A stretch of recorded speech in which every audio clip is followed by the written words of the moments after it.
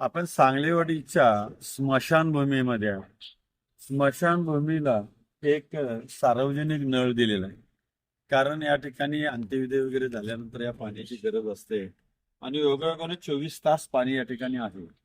पण याची परिस्थिती बघा, ही पाईप अशी, ही लाकडं लावली, ही कुठली टेक्नॉलॉजी असेल सांगली महानगरपालिकेकडं.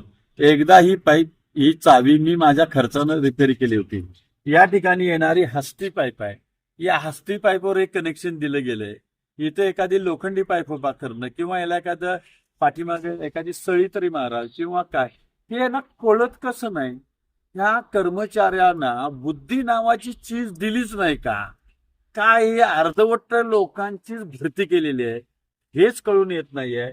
तर हे मी जे दाखवतोय ह्या अधिकाऱ्यांना, कर्मचाऱ्यांना कळू दे की आपण किती बुद्धिमान आहोत. का हे महानगरपालिकेची आबरू काढतात हेच कळत नाहीये. बघा, मी कार्यकारी अभियंत्यांना मी विनंती करतो, कुर्णे साहेब जरा आपला स्टाफ बदलल का बघा, जरा त्यांना बुद्धी येईल का बघा, किंवा जरा देण्याचा प्रयत्न करा. एवढीच मी रोज एक नवीन सेकंद आपल्याला विनंती करतोय. धन्यवाद.